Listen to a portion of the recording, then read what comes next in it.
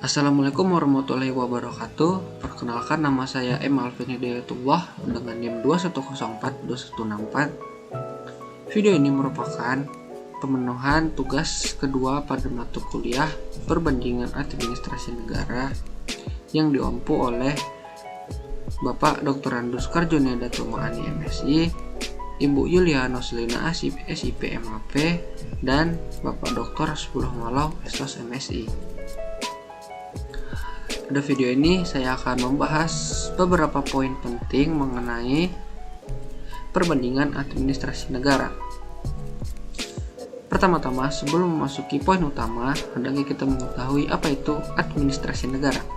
Jadi, administrasi negara adalah studi tentang pengelolaan dan penyelenggaraan kegiatan pemerintahan suatu negara. Hal ini meliputi proses perencanaan, pelaksanaan, dan pengawasan kebijakan serta program pemerintah. Ilmu ini penting untuk memahami fungsi dan peran pemerintahan yang ada dalam masyarakat.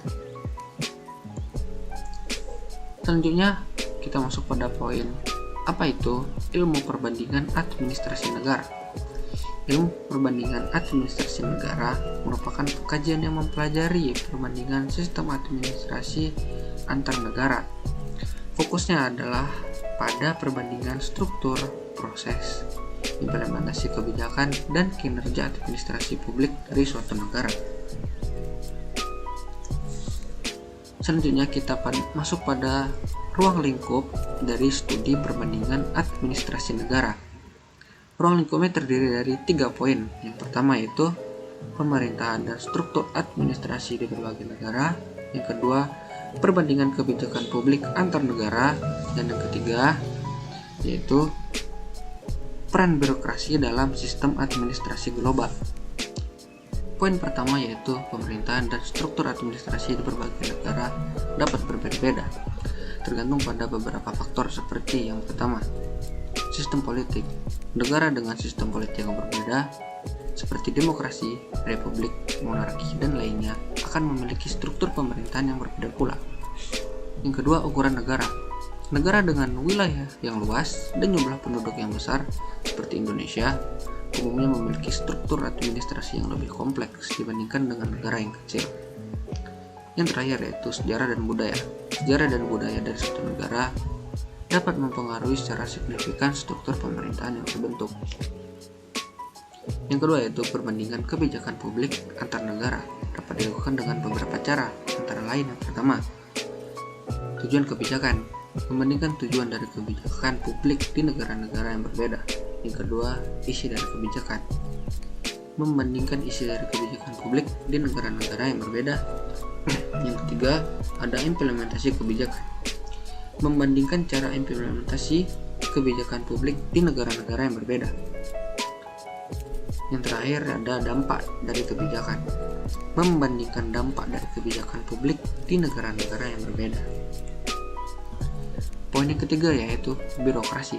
Jadi birokrasi adalah sebuah sistem organisasi yang dirancang untuk menjalankan tugas-tugas pemerintah secara efisien dan efektif. Dalam sistem administrasi global, birokrasi memainkan peran penting dalam berbagai aspek.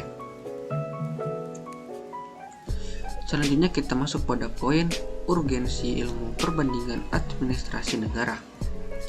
Poin yang pertama yaitu membandingkan sistem administrasi negara-negara, yaitu membantu memahami kelebihan dan kelemahan sistem administrasi negara dari berbagai negara. Yang kedua, menemukan solusi yang bersifat universal, yaitu dapat mengeksplorasi solusi yang telah terbukti sukses dari negara untuk diterapkan secara universal. Selanjutnya yaitu pengembangan administrasi negara, yaitu mendukung pengembangan sistem administrasi negara yang lebih efisien dan efektif melalui pembelajaran dari praktik yang terbaik.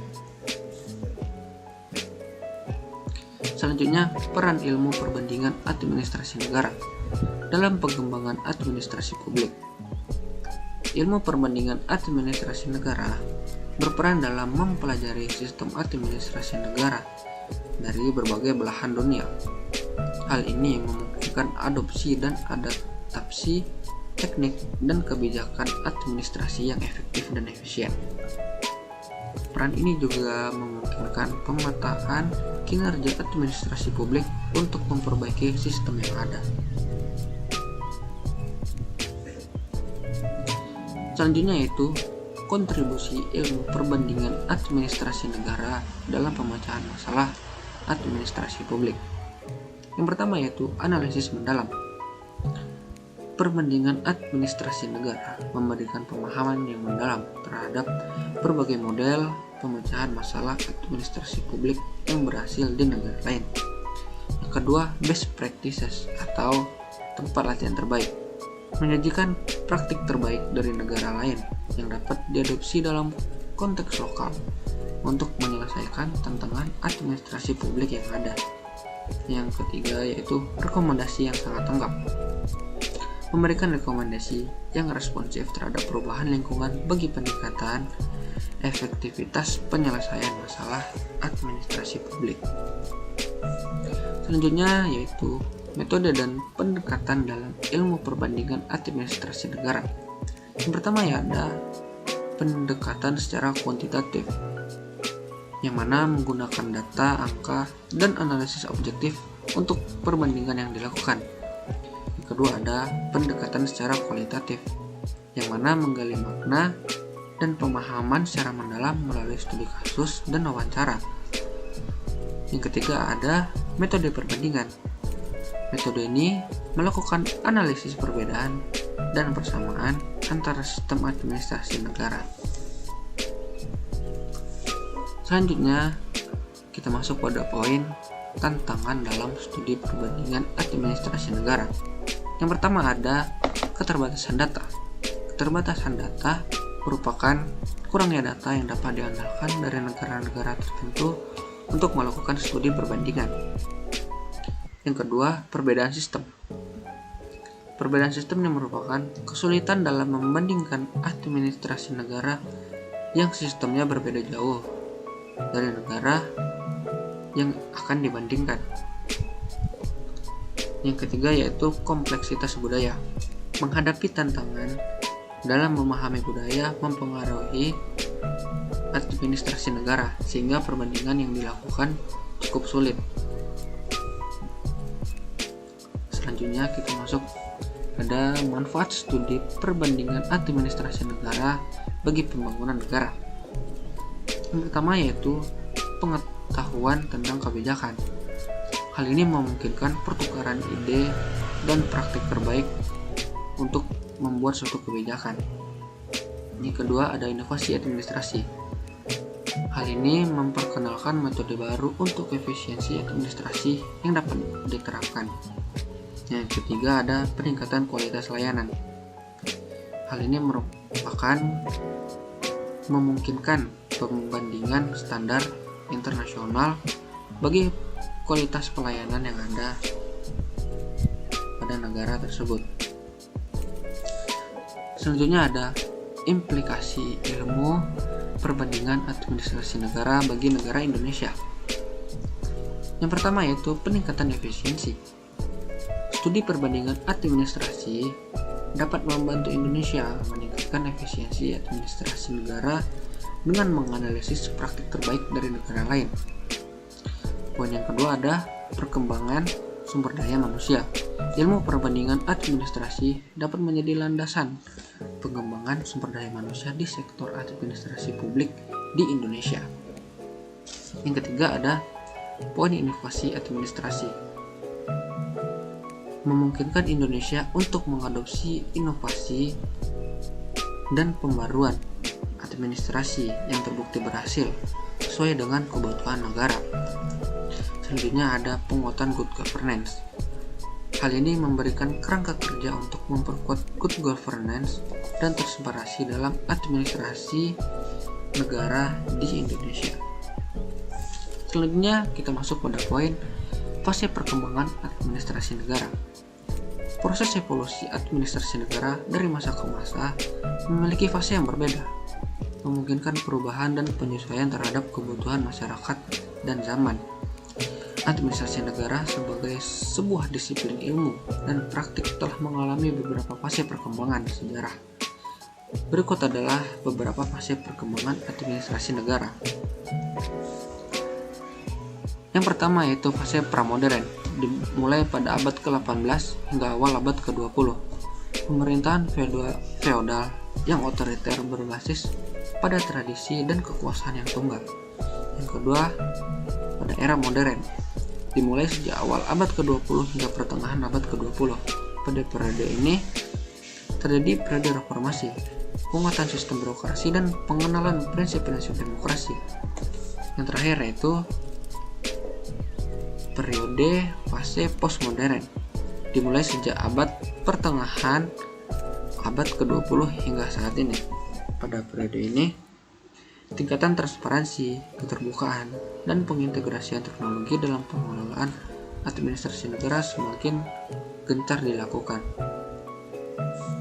Selanjutnya yaitu masuk pada poin perbandingan antara fase perkembangan administrasi negara. Yang pertama terletak pada poin kekuasaan. Perbandingan administrasi negara sendiri dimulai dari kekuasaan tunggal menuju keterbukaan dan partisipasi masyarakat. Yang kedua, berada di fase teknologi. Dari tanpa teknologi menuju integrasi teknologi mutakhir dalam administrasi publik. Yang ketiga terletak pada poin efisiensi. Ini dimulai dari birokrasi yang kompleks menjadi pengelolaan efisiensi berbasis kinerja. Selanjutnya, perkembangan administrasi negara di Indonesia. Yang pertama yaitu pada era kolonial. Pengaruh kerajaan-kerajaan dan penjajahan Eropa dalam struktur pemerintahan Indonesia masih sangat kental terasa. Dikarenakan pada zaman itu Indonesia masih diduduki oleh negara Belanda dan masih banyak kerajaan-kerajaan. Selanjutnya yaitu pada masa reformasi.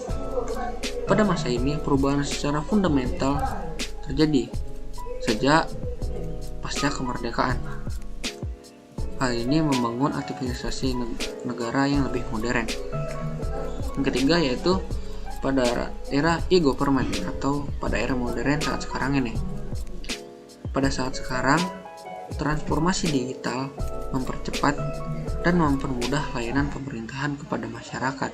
Seperti yang kita rasakan saat sekarang ini, banyak sekali pelayanan secara elektronik atau secara online untuk mempermudah masyarakat mengakses berbagai urusannya dalam pemerintahan.